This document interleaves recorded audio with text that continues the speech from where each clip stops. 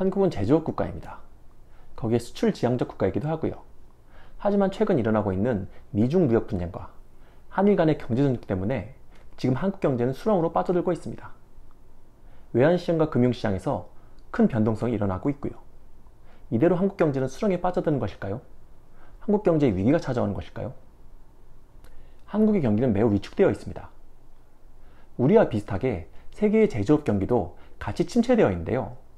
여기서 잠깐 한 가지 경제 지표를 보도록 하겠습니다. 제조업 구매자 관리 지수 PMI라는 것이 있는데요. PMI 지수는 기업의 구매를 담당하고 있는 관리자에게 설문을 하여 측정하는 지수입니다. 그러니까 물건을 앞으로 몇 개월 이내에 구입할 의사가 있는지 없는지를 물어보아서 제조업이 현재 위축되고 있는지 아니면 성장하고 있는지를 판단하는 것이죠. 이 지수는 50을 기준으로 하여 50보다 낮다면 경기가 위축되고 있는 것이고 50보다 높다면 경기가 확장되고 있다는 것을 의미합니다. 한국은 2019년 1월 48.3, 2월 47.2, 3월 48.8, 4월 50.2, 5월 48.4, 6월 47.5, 그리고 7월 47.3으로 제조업 경기 위축이 상반기 내내 이어진 것을 알 수 있습니다. 하지만 이는 한국에만 해당하는 것은 아닌데요. 주요국의 PMI 지수를 보면서 한국과 비교를 해보도록 하겠습니다. 요즘 한국에 대한 무역 제재로 뜨거운 일본은 올해 1월 59.6을 기록한 이래로 2월 48.5, 3월 48.9, 4월 49.5, 5월 49.6, 6월 49.5, 그리고 7월 49.4로 점점 하락하고 있는 상황입니다. 세계 최고의 제조업 국가인 중국 역시 하향세를 그리고 있는데요. 1월 49.5, 2월 49.2, 3월 50.5, 4월 50.2, 5월 49.4, 6월 49.4, 그리고 7월 49.7로 50보다 내려간 수치로 중국의 제조업 경기 역시 시원치 않다는 것을 알 수 있습니다. 그리고 전통의 제조업 강국인 독일 상황도 심각한 수준입니다. 1월 49.9, 2월 47.6, 3월 44.7, 4월 44.5, 5월 44.3, 6월 45.4, 그리고 7월 43.1로 고전을 면치 못하고 있습니다. 독일의 7월 수치는 2008년 금융위기 수준 이하로 떨어진 것으로 현재 제조업 분야에서 엄청난 경기 위축이 일어나고 있는 것을 알 수 있습니다. 유로존 경제를 이끄는 독일의 위축은 곧 유로존 전체의 위축이라 할 수 있는데요. 세계 PMI 지수 역시 하락세를 면치 못하고 있습니다. 5월 49.8에서 6월 49.4로 떨어진 상황입니다. 참고로 6월 글로벌 PMI 지수는 2012년 10월 이후 가장 낮은 수치로 제조업 분야에서 빠른 경기 위축이 일어나고 있다는 것을 알 수 있습니다. 이렇듯 한국뿐만 아니라 세계적으로 제조업 분야의 경기가 좋지 않습니다. 이런 상황이 오게 된 이유는 다른 무엇보다 미중 무역 전쟁의 여파가 심각하기 때문입니다.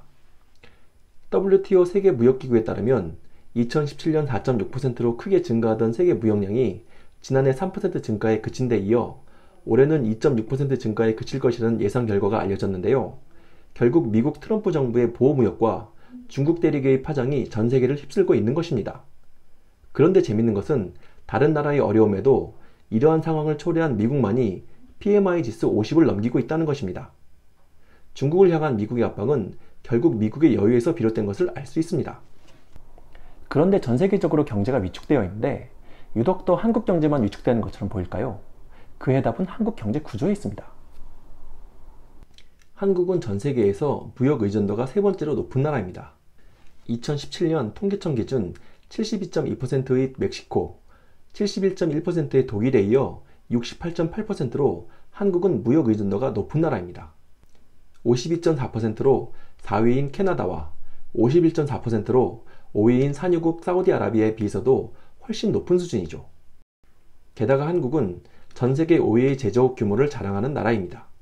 세계은행 기준으로 제조업의 부가가치 산정 규모는 중국이 4조 27억 달러로 1위, 미국이 2조 1733억 달러로 2위, 일본이 1조 73억 달러로 3위, 8324억 달러의 독일이 4위, 한국은 4409억 달러로 5번째이죠.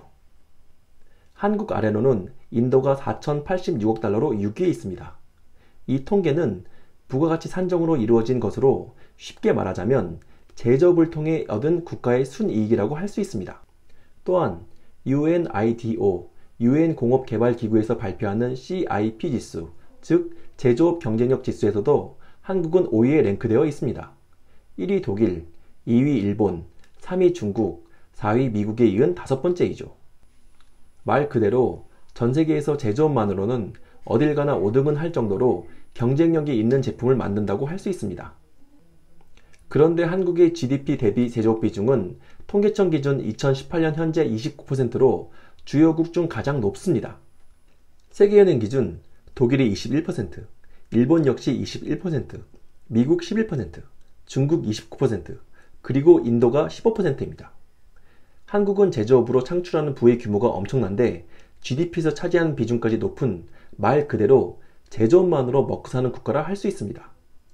그렇기 때문에 한국은 무역거래가 감소하고 제조업이 부진하면 국가 전체가 침체될 수밖에 없는 구조입니다.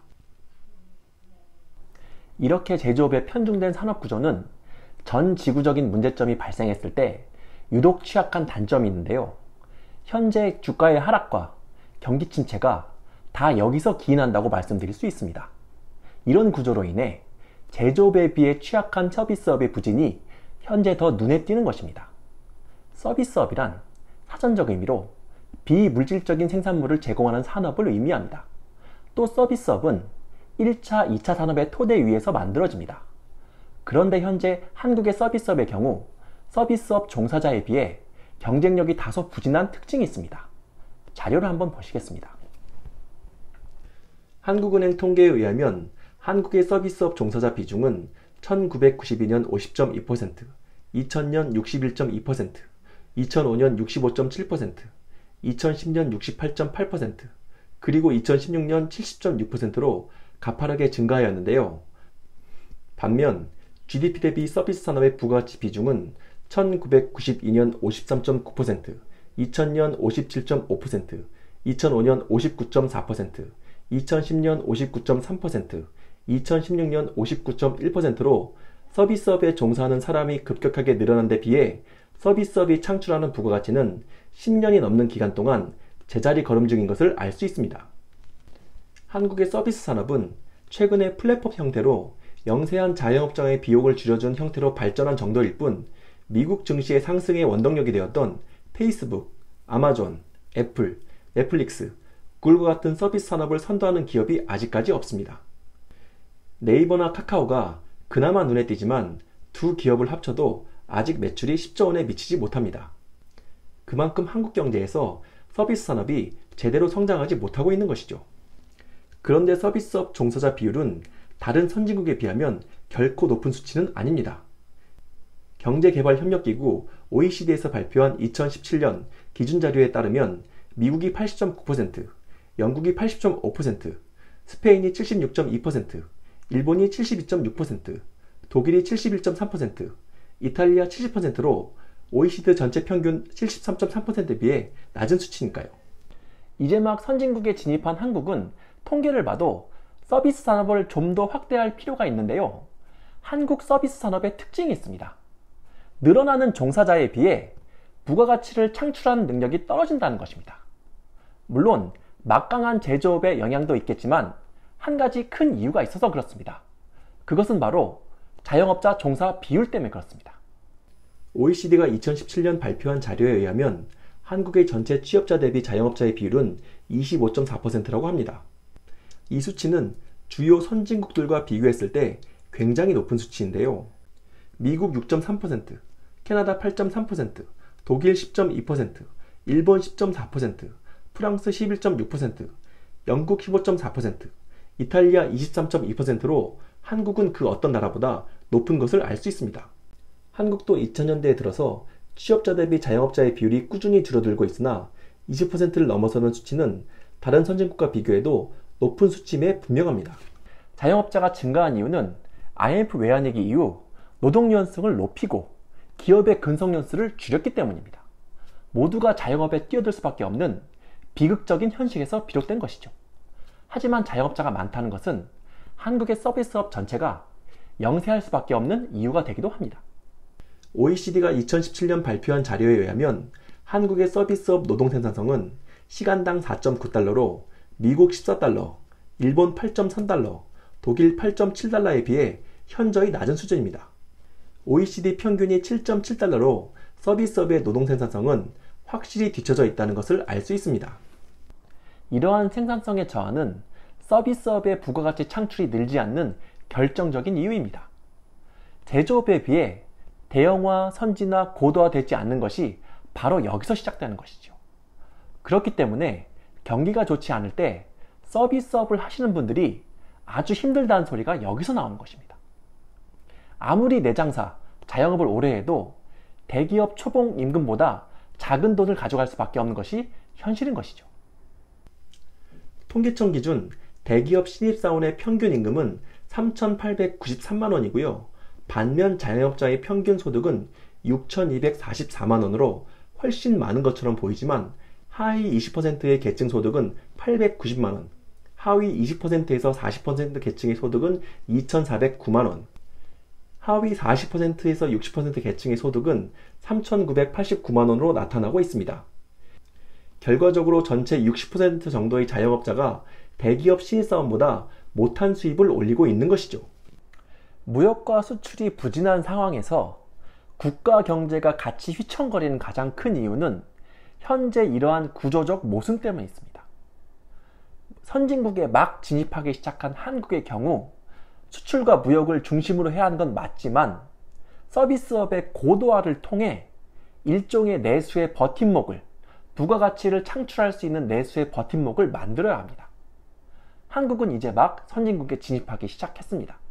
하지만 한국의 서비스업은 도소매, 음식, 숙박업 이렇게 개발도상국 형태에 머물러 있습니다. 앞으로 방법적인, 기간적인 노력이 필요하겠지만 의료, 법률, 지식산업, 바이오 등 이렇게 고부가가치 창출이 가능한 서비스업으로 나아가야 합니다. 그것이 한국 경제에 이렇게 외부적인 파고가 많았을 때 분명 큰 버팀목이 될 것입니다. 오늘은 한국 경제가 왜 침체됐는지를 제조업과 서비스업을 중심으로 살펴봤고요. 날도 많이 덥고 금융시장도 불안하고 대외적으로 뒤숭숭한데 이때는 멘탈 꽉 잡으십시오. 금방 해결될 문제들은 아니지만 이게 한생선 절대 가지 않습니다. 긴 시간 시청해 주셔서 감사하고요. 구독과 좋아요 꼭 설정해 주십시오. 그럼 다음 시간에 뵙겠습니다. 감사합니다.